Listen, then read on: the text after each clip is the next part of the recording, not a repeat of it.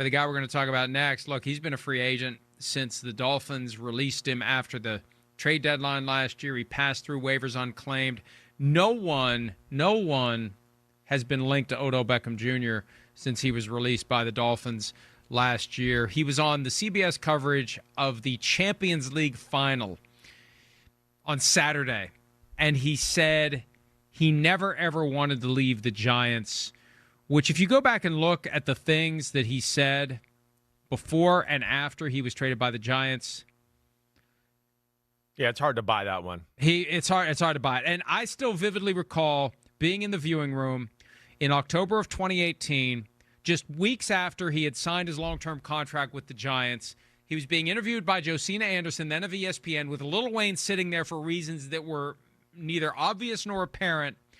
And he took shots at Eli Manning. Are you happy? That's a tough question. No, It's not.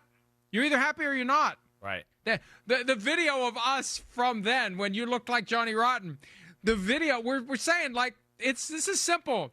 You're happy or you're not. They just signed you to a new contract. It's not a tough question. You're happy or you're not. It's yes or it's no.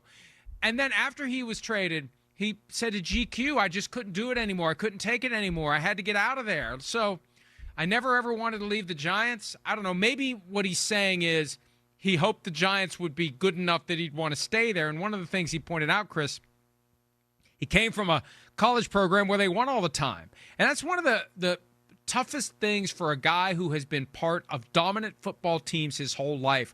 When you come to the NFL, no, you're going to lose games.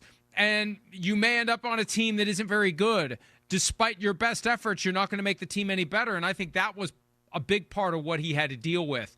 Going from a team that was good all the time to playing for a team that was not good much of the time at all during his time there. Definitely. I think there was that, right? It's a crazy story. I think the superstardom blew up to a level probably that he could never imagine with the one-handed catch, arguably the greatest catch in the history of football on Sunday Night Football against the Dallas Cowboys. He went to a stratosphere and a superstardom there that, I mean, it was pretty remarkable. It was like crossover, not just football star right away, like national star no matter what it was, Hollywood. International. Everybody wanted to hang out with Odell Beckham Jr., and you could see why. Anybody that's been around Odell Beckham Jr., you will know he is one of the coolest, awesomest dudes you'll ever see in your life. And it's a shame we're at this point with him, too, because I would argue that his first 3 or 4 years in the NFL career, I'd put it up there with any great receiver I ever saw in my life. He was of that category. And that's why when it was known, right, and I'll say known, that he didn't want to be there with the Giants anymore. That's what it was. I mean, I got friends all over football. They knew he didn't want to be with the Giants. I mean, I'd have friends asking me like, damn, do you think we should trade for Odell? What do you think of Odell? Have you heard anything about Odell behind the scenes that you could tell me? We think he's amazing, blah, blah, blah, right? But that was known everywhere that he wanted out of the Giants. So that's where I can't necessarily buy that from Odell there.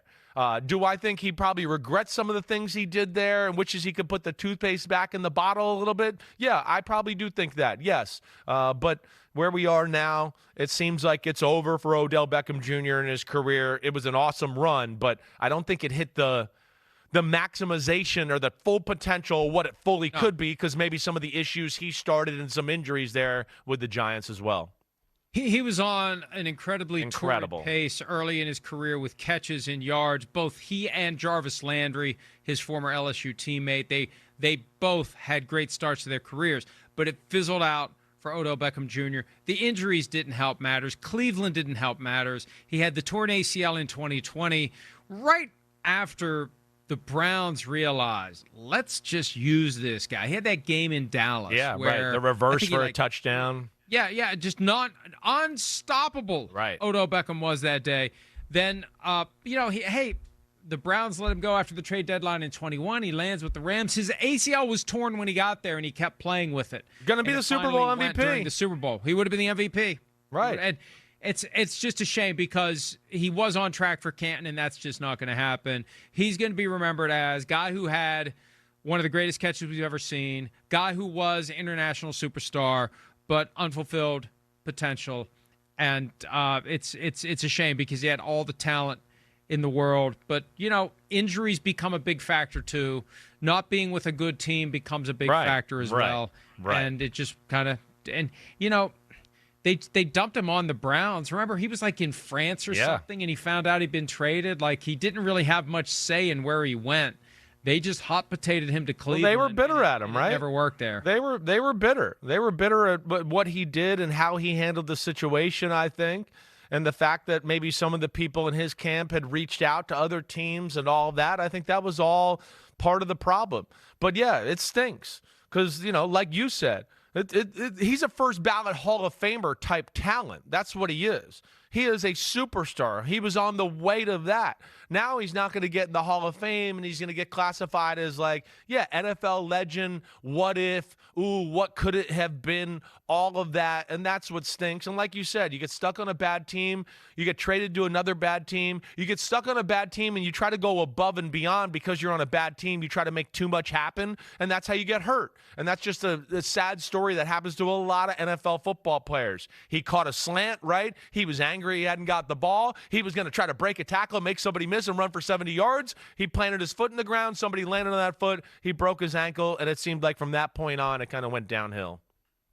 The Giants ended up with Dexter Lawrence via the pretty damn draft good pick that they received. Yeah, I mean, they have no regrets about that trade, right? I don't think so. No, other than, it caused maybe a year or two of everybody being like, well, how could you let him go? It was Saquon-ish because he was so loved, and I think all Giant fans looked how special he was. But no, I think in the long run, you look at it, Dexter Lawrence is on his way to the Hall of Fame right now as a defensive tackle. He is one of the best defensive tackles in football, bar none, no question, no doubt about it. So, yeah, the Giants got to feel happy with how things worked out. I mean, he's still got international cachet. He's at that Champions League game. They put him on CBS to talk to him. There's still an appeal there. No doubt. Nobody wants him on their football team. I'm still amazed the Ravens gave him $15 million fully guaranteed in 2023. I think a lot of that was part of the effort to get Lamar Jackson to sign. Yeah, right. That they didn't expect Odell Beckham Jr. to show up and have 1,200 receiving yards and be the guy that he was with the Giants. But there was enough of an appeal there to Lamar to get Lamar to sign. They knew what they were doing, and it was a great investment from that standpoint because it got Lamar to do his deal. Yeah, I don't disagree with what you're saying there. And that's, again, the beauty. Odell Beckham Jr., he'll have that reputation about the Giants. And I know he said what about Eli Manning, but as we discussed many times, you go to the Giants locker room when he was playing, you could ask every guy on the team, except for maybe Eli Manning, they all loved him. I mean, the favorite guy on the team, not like we just like him. He's our favorite player on the team. When he went to the Browns, it was a very similar sentiment when I had gotten there. When I went to the Rams, that was the same sentiment there. They loved him. He had a special way about him. He could certainly make his way to TV and do stuff like that. He's extremely charismatic, right? He could do all that. He knows football, but we'll see where it goes for him. I'm interested to see his next step in life here.